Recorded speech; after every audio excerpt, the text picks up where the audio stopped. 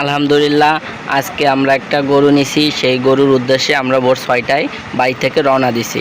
আমাদের গতকালকে রাত্রে আমাদের কথাবার্তা হয়ে গেছে যে আমরা কালকে 6টায় যাই, গরু আমাদের অর্ধেক পথ আগুয়ে দিয়ে আসবে আর আমরা অর্ধেক পথ যাই নিয়ে আসবো। আমাদের জায়গায় যে বিশ্ব রোডটা পার করে তারা আমাদের গরুটা দিয়ে দেবে। এই জন্য আমরা সেই উদ্দেশ্যে বাড়ি থেকে আজকে রওনা দিছি। বাড়ির পথে আমাদের 4 থেকে 5 কিলোমিটার, এই জন্য আমরা গাড়ি ঘোড়া কিছু নেইনি।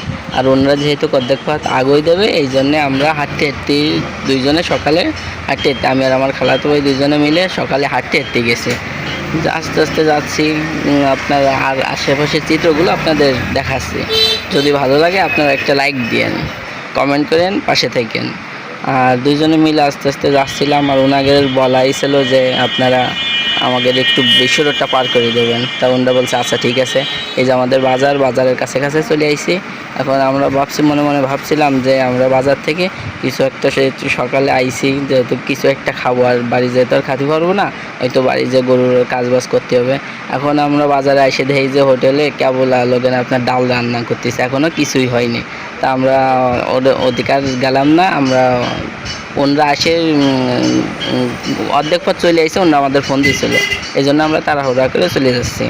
তা যার পথে পথে আপনাদের কিছু দেখাচ্ছি যে কত দূর আপনাদের মন্তব্য স্থান, সেদিকে যাওয়ার চেষ্টা করছে। এই যে আমাদের স্ট্যান্ডে আলহামদুলিল্লাহ অনেক দোকানপাটি আছে। তা আমরা প্রায় অনেকটাই চলে আইছি। আসার পথে এই যে আমরা বিশ্ব রোডেও উঠতেছি। তা বিশ্ব রোডে ওই পারে হলো, এই যে এখানে হলো ওনরা আসার কথা ছিল। তা ওনরা এখন আসে পারি নাই, আমরা ফোন দিছি। তো ওনরা বলছে এই যে আমরা কিছুক্ষণের মধ্যেই চলে আসবো।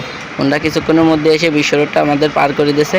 আমরা এই যে গরু নিয়ে চলে আইছি। গরুটা কেমন হয়েছে তা আপনারা কমেন্ট করে জানাবেন। গরুটা কেমন হয়েছে কমেন্ট করে জানায়েন, কমেন্ট করতে ভুলেন না। আর আমাদের গরুটা আপনার এদিক ওদিক ছোটাছুটি করতেছিল, একটু দুষ্টুমি করতেছিল, একটু ভয় পাচ্ছিল যে কোন জায়গায় আসলাম নাকি। আমাদের নতুন অতিথি কেমন হয়েছে আপনারা অবশ্যই কমেন্ট করে জানাবেন।